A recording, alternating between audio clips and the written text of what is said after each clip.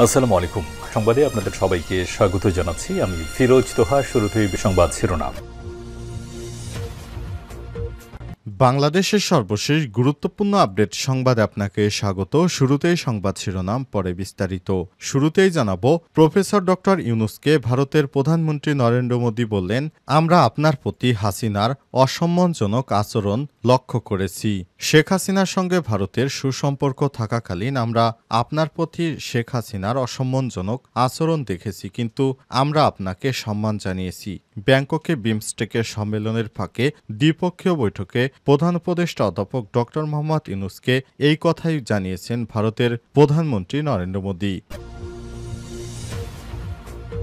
এরপর জানাবো, বিদেশি মিডিয়ার মিথ্যা সংবাদের কাউন্টার দিয়ে ওদের মুখে চুলকানি দিন। সাংবাদিকদের আহ্বান জানালেন স্বরাষ্ট্র উপদেষ্টা লেফটেন্যান্ট জেনারেল জাহাঙ্গীর আলম চৌধুরী। এদিকে দেশের সংস্কার, বিচার ও দ্রুত নির্বাচন একসঙ্গে না হলে ফ্যাসিস্টরা সুযোগ পাবে বললেন বিএনপি নেতা অ্যানি। বিএনপির যুগ্ম মহাসচিব শহীদুদ্দীন চৌধুরী অ্যানি বলেছেন, একদিকে সংস্কার করুন, আরেকদিকে প্রক্রিয়াগতভাবে আইনের মাধ্যমে, বিচারের মাধ্যমে আওয়ামী লীগ নিষিদ্ধ ও জরুরি। কারণ আওয়ামী লীগ ফ্যাসিবাদী এবং কর্তৃত্ববাদী শাসক হিসেবে আমাদের রক্তের দাগ এখনও শুকায়নি। যারা হেলিকপ্টার থেকে নির্দেশনা দিয়ে গুলি চালিয়েছিল তাদের বিচার এদেশেই হবে, তারপর নির্বাচন। এবারে জানাবো, সিলেটে নাহিদ ইসলামকে নিয়ে চলছে নানা আলোচনা সমালোচনা। সম্প্রতি সিলেটের ধনকুবের মাহতাবুর রহমান নাসির স্বৈরাচারী শেখ হাসিনা আওয়ামী লীগ সরকার আমলে একজন প্রভাবশালী ব্যবসায়ী। তার হাসপাতালে অন্তর্বর্তীকালীন সরকারের সাবেক উপদেষ্টা নাহিদ ইসলাম চিকিৎসা নিয়েছেন। আর এই বিষয়টি নিয়ে চলছে নানা আলোচনা সমালোচনা। এ বিষয়ে গুরুত্বপূর্ণ সংবাদ জানাবো, সঙ্গেই থাকুন। এদিকে পদ্মায় নৌকা ডুবে নিখোঁজ স্বামী স্ত্রীর লাশ উদ্ধার। পাবনার সুজনগরে ঈদের সময় পদ্মা নদীতে ঘুরতে গিয়ে নৌকা ডুবে নিখোঁজ স্বামী স্ত্রীর লাশ উদ্ধার করা হয়েছে। আজ সকাল 10টার দিকে লাশ দুটি উদ্ধার করে নৌপুলিশ ও ফায়ার সার্ভিসের ডুবুরি দল। এবং সর্বশেষ জানাবো, জরুরি সভা ডেকেছেন অন্তর্বর্তীকালীন সরকারের প্রধান উপদেষ্টা অধ্যাপক ডক্টর মোহাম্মদ ইউনূস। বাংলাদেশের উপর যুক্তরাষ্ট্র নতুন করে আবার 37% শুল্ক আরোপ করেছে। এই ঘটনায় অন্তর্বর্তীকালীন সরকারের প্রধান উপদেষ্টা অধ্যাপক ডক্টর মোহাম্মদ ইউনূস তার রাষ্ট্রীয় বাসভবন যমুনায় জরুরি সংবাদ সম্মেলন ডেকেছেন। সেখানে তিনি যুক্তরাষ্ট্রের শুল্ক ইস্যু নিয়ে কথা বলবেন, কিভাবে এই শুল্ক কমানো যায় বা যুক্তরাষ্ট্রের সঙ্গে কিভাবে আলাপ আলোচনার মাধ্যমে এই প্রক্রিয়াটি ত্বরান্বিত করা যায়। সেজন্য তিনি এনবিআরের চেয়ারম্যান সহ বিভিন্ন ব্যবসায়িক গোষ্ঠী ও রাজনৈতিক দলের প্রধানদের ডেকেছেন আজ এই জরুরি সভায়। এখানেই আলাপ আলোচনার মাধ্যমে যুক্তরাষ্ট্রের কাছ থেকে এই শুল্ক থেকে কিভাবে রক্ষা পাওয়া যায় সে বিষয়টি নিয়ে আলাপ আলোচনা করবেন। প্রিয় দর্শক, এতক্ষণ শুনছিলেন সংবাদ শিরোনাম, এবারে বিস্তারিত। তবে তার আগে বন্ধুরা, অনুরোধ থাকবে সংবাদটিতে একটি লাইক দিন। এই চ্যানেলে আপনি নতুন হয়ে থাকলে আমাদের সংবাদটি দেখতে দেখতে চ্যানেলটি সাবস্ক্রাইব করে রাখুন। কমেন্ট করে আপনার মূল্যবান মতামত জানিয়ে দিন আপনি বিশ্বের কোন দেশ থেকে বা বাংলাদেশের কোন স্থান থেকে আমাদের সংবাদটি দেখছেন এবং শুনছেন। এবারে বিস্তারিত। আমরা আপনার প্রতি হাসিনার অসম্মানজনক আচরণ লক্ষ্য করেছি, ডক্টর ইউনূসকে বলেন ভারতের প্রধানমন্ত্রী।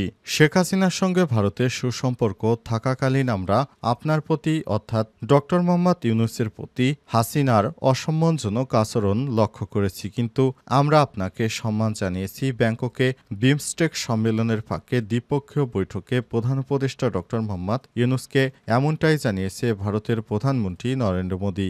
ব্যাংককে ইউনূস মোদীর বৈঠকের বিষয় নিয়ে দেওয়া এক ফেসবুক পোস্টে এমনটাই জানিয়েছেন প্রধান উপদেষ্টার প্রেস সচিব শফিকুল আলম। প্রথমবারের মতো দুই রাষ্ট্রপ্রধানের মধ্যে হয় দ্বিপক্ষীয় বৈঠকে ভারতের প্রধানমন্ত্রী নরেন্দ্র মোদী অধ্যাপক ডক্টর মোহাম্মদ ইউনূসের প্রতি অত্যন্ত শ্রদ্ধাশীল ছিলেন বলে জানান প্রেস সচিব শফিকুল আলম। সেই সঙ্গে জানান, শেখ হাসিনার প্রত্যর্পণ ইস্যু উত্থাপনের সময়ও নেতিবাচক ছিলেন না মোদী, তাই হাসিনার ঢাকার প্রত্যর্পণ করা হবে বলে বিশ্বাস করেন প্রেস সচিব। সচিব। সেই সঙ্গে তিনি বিশ্বাস করেন হাসিনার বিচার দেখতে পাবেন তিনি। যুগান্তরে পাঠকদের জন্য প্রেস সচিবের ফেসবুক পোস্টটি হুবহু তুলে ধরা হলো। দ্বিপক্ষীয় বৈঠকে ভারতের প্রধানমন্ত্রী নরেন্দ্র মোদী অধ্যাপক ড মোহাম্মদ ইউনূসের প্রতি অত্যন্ত শ্রদ্ধাশীল ছিলেন। তিনি তার কাজের প্রশংসা করেছেন। বৈঠকে তিনি যা বলেছিলেন তার মধ্যে একটি ছিল, শেখ হাসিনার সঙ্গে ভারতের সুসম্পর্ক থাকাকালীন আমরা আপনার প্রতি তার অসম্মানজনক আচরণ লক্ষ্য করেছি, কিন্তু আমরা আপনাকে সম্মান জানিয়েছি। আর যখন অধ্যাপক ড মোহাম্মদ ইউনূস শেখ হাসিনার প্রত্যার্পণের বিষয়টি উপস্থাপন করেছে তখন প্রতিক্রিয়া নেতিবাচক ছিল না। আমরা নিশ্চিত যে শেখ হাসিনা একদিন ঢাকায় প্রত্যার্পণ করা হবে এবং আমরা শতাব্দীর বিচার দেখতে পারব। বাংলাদেশে যেভাবে তিনি ফ্যাসিবাদ কায়েম করেছেন সেগুলো আমরা এদেশের মাটিতে তার বিচার দেখতে পারব। বিদেশি মিডিয়া মিথ্যা সংবাদ প্রচার করে বাংলাদেশের ভাবমূর্তি অনেক সময় নষ্ট করতে চায়, এমনটাই জানিয়েছেন স্বরাষ্ট্র উপদেষ্টা লেফটেন্যান্ট জেনারেল জাহাঙ্গীর আলম চৌধুরী।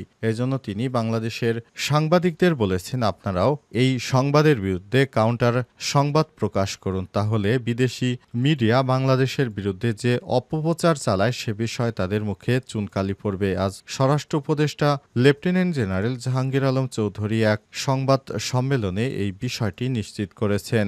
স্বরাষ্ট্র উপদেষ্টা বলেন, ৫ই আগস্ট শেখ হাসিনা পালিয়ে যাবার পর বাংলাদেশকে নিয়ে বিশেষ করে আমাদের প্রতিবেশী রাষ্ট্র অনেক নেতিবাচক সংবাদ প্রকাশ করেছে, যেগুলো পশ্চিমাদের কাছে বাংলাদেশের ভাবমূর্তি ক্ষুণ্ণ করতেই তারা এ ধরনের অপপ্রচার চালিয়েছিল। কিন্তু অন্তর্বর্তীকালীন সরকারের বিশ্ব নেতৃত্ব দেওয়ার দক্ষতা থাকার কারণে বাংলাদেশের বিরুদ্ধে তারা অপপ্রচার চালিয়ে কোনো ক্ষতি করতে পারেনি। কিন্তু অন্তর্বর্তীকালীন সরকারের প্রধান উপদেষ্টা প্রফেসর ড মোহাম্মদ ইউনূসের জায়গায় যদি বাংলাদেশের অন্য কেউ দায়িত্ব গ্রহণ করতে পারতেন তাহলে বাংলাদেশের অস্তিত্ব নিয়ে টানাটানিতে পড়ত। কিন্তু বর্তমানে আবার অনেক বিদেশি মিডিয়া বাংলাদেশের বিরুদ্ধে নানা অপপ্রচার চালাতে শুরু করেছে।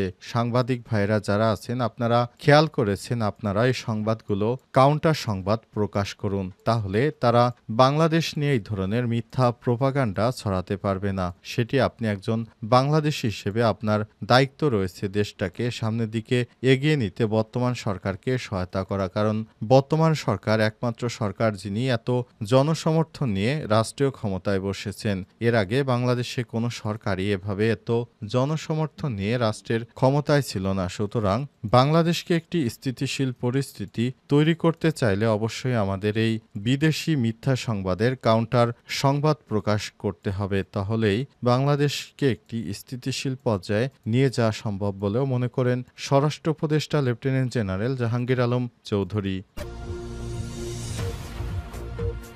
দেশের সংস্কার, বিচার ও দ্রুত নির্বাচন একসঙ্গে না এলে ফ্যাসিবাদ মাথাচাড়া দিতে পারবে বললেন অ্যানি। বিএনপির যুগ্ম মহাসচিব শহীদুদ্দীন চৌধুরী অ্যানি বলেছেন, বাংলাদেশে যদি শেখ হাসিনার বিচার করা না হয়, সংস্কার করা না হয় এবং একই সঙ্গে আগামীতে একটি সুষ্ঠু সুন্দর রাষ্ট্র গড়ার জন্য নির্বাচন না হয়, তাহলে ফ্যাসিবাদের শক্তি আবারও মাথাচাড়া দিয়ে উঠতে পারবে। আজ বিএনপির যুগ্ম সচিব শহীদুদ্দীন চৌধুরী অ্যানি লক্ষ্মীপুরে এক সংবাদ সম্মেলনে সব কথা জানানোর সময় তিনি ঈদে শুভেচ্ছা জানিয়েছেন তার এলাকাবাসীকে। এ সময় তিনি সবাইকে উদ্দেশ্য করে বলেছেন, আপনারা জানেন বিগত ১৭ বছরে আমাদের অনেক নেতাকর্মীকে শেখ হাসিনা হত্যা করেছে, গুমখুন করেছে, অনেককেই মেরে ফেলেছে, কিন্তু আমরা বিগত ১৭ বছর শুধু নির্যাতিত হয়েছি। বর্তমান ছাত্র জনতার অভ্যুত্থানে শেখ হাসিনা পালিয়ে গেছে। এরপর শিক্ষার্থীদের নেতৃত্বে একটি অন্তর্বর্তীকালীন সরকার গঠিত হয়েছে, কিন্তু সেখানে আমাদেরও মতামত ছিল।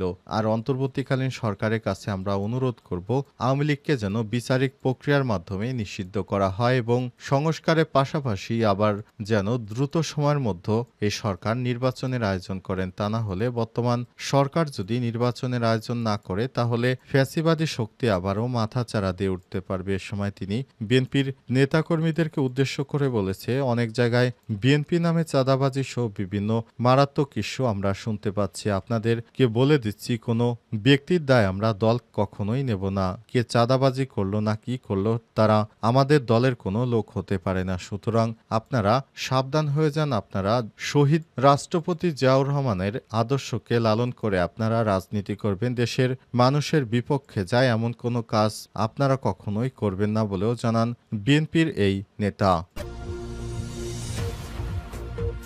সিলেটের নাহিদ ইসলামকে নিয়ে চলছে নানা আলোচনা সমালোচনা। সিলেটের ধনকুব মাহতাবুর রহমান নাছির স্বৈরাচার আওয়ামী লীগ সরকার আমলে একজন প্রভাবশালী ব্যবসায়ী হিসেবে তাকে সবাই চিনেন। নাছিরের প্রতিষ্ঠিত অনেকগুলো প্রতিষ্ঠান রয়েছে সিলেটে। এরই মধ্যে নগরীর সোবহানীঘাট এলাকায় রয়েছে আল হারমাইন নামের একটি হাসপাতাল। অন্তর্বর্তীকালীন সরকারের সাবেক উপদেষ্টা ও জাতীয় নাগরিক পার্টি এনসিপির আহ্বায়ক নাহিদ ইসলাম সম্প্রতি সিলেটে এসে এই হাসপাতালে চিকিৎসা নিয়েছেন। এরপর থেকে সামাজিক যোগাযোগ মাধ্যমে নেটিজেনরা নাহিদ ইসলামকে নিয়ে নানা আলোচনা সমালোচনা করে যাচ্ছে। জানা গেছে গত বৃহস্পতিবার ৩ মার্চ বিকেলে ব্যক্তিগত সফরে সস্ত্রীক সিলেটে পৌঁছে নাহিদ ইসলাম আকস্মিক অসুস্থ হয়ে পড়েন। তবে তিনি নগরীর সোবহানিয়াঘাট এলাকায় আল হারামাইন হাসপাতালে যান এবং চিকিৎসা নেন। বিষয়টি জানাজানি হলে সিলেটে তোলপাড় শুরু হয়। ফেসবুকে নানাজন নানা মন্তব্য করেছেন। কেউ বলছেন সিলেটে অনেকগুলো ভালো মানের হাসপাতাল থাকা সত্ত্বেও নাহিদ কেন